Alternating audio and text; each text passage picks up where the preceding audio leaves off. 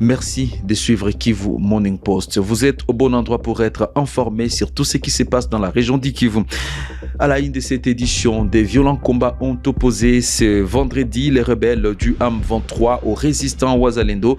Nous sommes en Kwenda, dans les territoires de Rutshuru. Vous aurez plus de détails dans cette session. Nous parlerons de la commémoration du Génocoste CD août 2024 à Goma. Les 7 civils tués par des obus du AM23 le mois passé dans les territoires de Massissi et une partie des territoires de Kalehe ont été inhumés. Nous sommes ce vendredi au cimetière Génocoste et nous sommes à Kibati.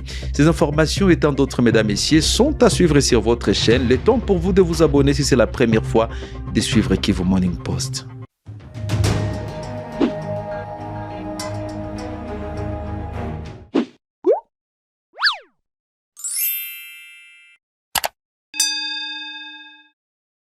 Dans la province du Nord Kivu, une centaine de personnes ont commémoré la journée du 2 août consacrée au Génocoste en présence du ministre national des Mines, le gouverneur militaire du Nord Kivu et plusieurs autorités. 7 civils tués par les obus du AM23 ont été inhumés au cimetière Génocoste à Kibati sous une vive émotion. Les autorités congolaises ont exprimé le vœu de voir la justice faire son travail contre les pays comme l'Ouganda et le Rwanda pointés du doigt dans le massacre des millions de Congolais. Réagissant par rapport à l'organisation de cette cérémonie, le mouvement citoyen Lucha RDC Afrique déplore le manque de mobilisation de la part des autorités pour commémorer cette journée, pourtant hyper importante pour la population congolaise. Espoir Aspirine a été joint par Kivu Morning Post. Pour nous, nous remercions d'abord la population congolaise par le fait qu'ils se sont tous mobilisés. Nous avions vu des portes et boutiques étaient fermées, il n'y a pas eu d'activité. Nous les encourageons de continuer sur ce chemin, mais aussi il y a eu quelques observations que nous avions pu observer sur le plan organisationnel. Tenez, nous nous sommes battus pour que cette journée soit reconnue. Nous nous battons toujours pour que les Nations Unies puissent reconnaître cette journée. Mais malheureusement, nous avions vu dans l'organisation, il y a eu une certaine légèreté, chose que nous réprimons avec courage, avec détermination et que nous disons aux autorités d'améliorer dans les jours à venir. La mobilisation a été faible, donc les personnes qui ont répondu présent, ce sont les personnes que nous avions pu atteindre par téléphone ou bien les personnes avec qui nous vivons. Donc, le gouvernement n'a pas pu se mobiliser comme il fallait se mobiliser. Il s'est fait qu'il y a certaines personnes dans le gouvernement ou bien membres du gouvernement qui jusque-là, elles n'ont pas encore compris quelle est la valeur de cette journée. C'est pourquoi nous appelons tout le monde à la prise de conscience et de comprendre que c'est une très grande journée que nous devons tous bien respecter et une journée auquel tous nous devons nous mobiliser pour que le monde puisse comprendre combien de fois les Congolais ont été victimes de la barbarie rwandaise et comment est-ce que d'autres ont été victimes des conflits armés en RDC, soutenus, bien appuyés tous par les Rwandais. Parlons du collectif des associations Mouvement Citoyen du Nord Kivu qui a exprimé son indignation face aux récentes sanctions imposées par l'Union européenne contre Jean-Claude Abiyarimana-Mbitse, porte-parole de Volontaires pour la défense et de la patrie, connu sous les noms de Jules Moulumba, et le général Dominique Kamanzindu Ruhutse, chef d'état-major général du CMCFDP.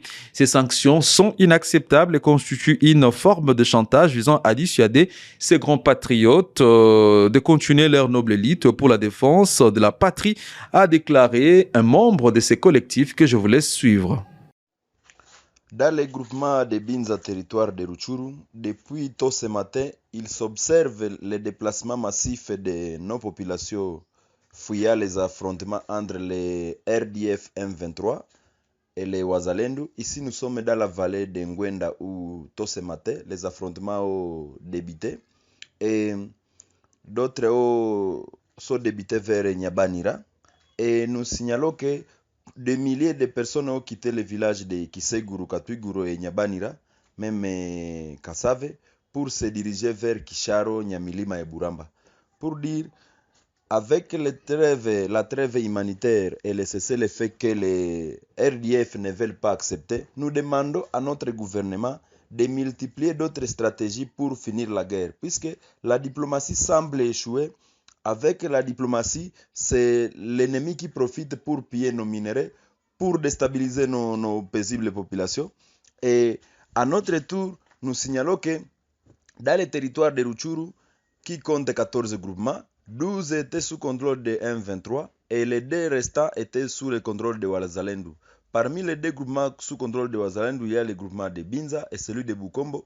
Et aujourd'hui, pendant qu'on a décrété le cessez-le-feu qui va débuter ici les 4, voilà l'armée rwandaise qui commence encore à déstabiliser nos paisibles populations. Pour dire, nous demandons à la communauté internationale et nous demandons aux États-Unis qui a décrété les trêves humanitaires de pouvoir sanctionner ces terroristes qui viennent encore une fois de causer un déplacement massif de nos populations dans le groupement de Binza, précisément à Kiseguru et Nyabanira. Merci beaucoup, moi c'est le notable même Mukandambousa. Restons toujours à Goma où 2 personnes ont été tuées dans la nuit du jeudi à ce vendredi. Nous sommes à Mugunga. Les victimes, dont une femme, un jeune homme, ont été assassinés par des hommes armés non identifiés. Nous sommes dans cette partie occidentale de Goma. Pour Christian Kalamo, ces actes d'insécurité sont insupportables. Ces derniers se demandent quel est le travail effectué par les services de sécurité. Il a été joint par Kivu Morning Post.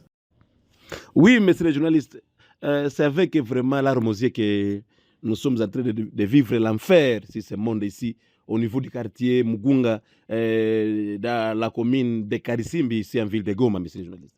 Imaginez toute une semaine, chaque jour on tue, chaque jour on cambriole, chaque jour on tracasse les gens. Et certaines autorités ne s'inquiètent à rien, monsieur le journaliste. En fait, nous sommes en train de nous demander qui va venir la population de la commune de Karisimbi en aide. C'est ce moment où nous sommes en train de vivre l'enfer sur ce monde, monsieur le journaliste. En fait, nous allons demander à certaines autorités de revoir leur manière de faire les choses. Tu sais, nous, population, sommes en train de dire qu'il faut que l'état de siège puisse prendre effet parce qu'il y a certaines autorités qui sont devenues incompétentes et qui ne travaillent plus au profit de la population, monsieur le journaliste. Imaginez quand on tue dans un quartier quelconque et le chef de quartier ne s'inquiète à rien, il trouve ça normal, ou l'autorité, je ne sais pas, communale ou de la ville trouve ça normal. Et donc à Goma, ici chez nous dans la commune de Karisimbi, tuer est devenu normal. On tue au cambriole et la vie continue d'aimer et personne ne s'inquiète, monsieur le journaliste. C'est que nous allons demander à l'autorité compétente, que je ne cite pas les noms, de passer par leur manière, remanier les choses. Il faut qu'on change certaines autorités de base. Là, je m'adresse au chef de quartier. Il faut que certains chefs de quartier soient changés vraiment parce que la population ne sont pas en train de sentir leur présence dans nos quartiers. Imaginez, on tue aujourd'hui sur une place, sur une avenue, et demain on cambriole, on tient encore sur les lits. Et le chef de quartier ne s'inquiète à rien pour venir faire même des enquêtes ou faire même des réunions locales avec la population et nous dire, au-delà des alertes, au-delà de dénoncer, qu'est-ce que nous, population, pouvons encore faire? Et le chef de quartier nous trouve ça normal. Et pour terminer, le gouverneur de la Chopo, une province située dans la partie nord-est de la République démocratique du Congo, a refuté les informations faisant état de la présence des rebelles du M23 dans son entité.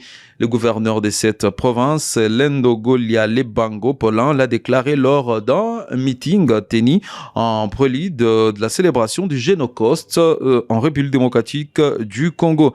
Certainement, il y a eu des atrocités à Lubango, mais actuellement, un semblant de paix est observé dans la zone. Nous avons quand même trouvé la calmie un peu précaire. On vient tout de suite dans une réunion de sécurité. Je pense que les dispositions sont en train d'être prises pour la réinsertion, la réinstallation des déplacés, parce qu'on a connu plus de 100 000 déplacés qui ont essayé de regagner leur domicile. Mais jusque-là, il y a d'autres pour lesquels nous devons prendre des dispositions, a souligné le gouverneur Lendo Golia Lebango Polan. pour la situation des Bafouassende. Ce sont des situations complexes sécuritaires. Je pense qu'il y a des dispositions que l'armée est en train de prendre pour que la situation revienne à la normale. Des membres de la communauté Lombi ont adressé le mois passé au gouverneur de province de la Chopo un mémorandum dans lequel ils affirmaient qu'un groupe rebelle local s'est allié au mouvement du 23 mars à 23 dans le territoire de Bafouassende. Ces groupes, dirigés par un général autoproclamé Chokoro, auraient affiché des comportements similaires à ceux du M23. Mesdames et messieurs, c'est sur ces éléments que se clôture cette session d'actualité sur Kivu Morning Post. Merci à tous et à toutes de nous avoir suivis.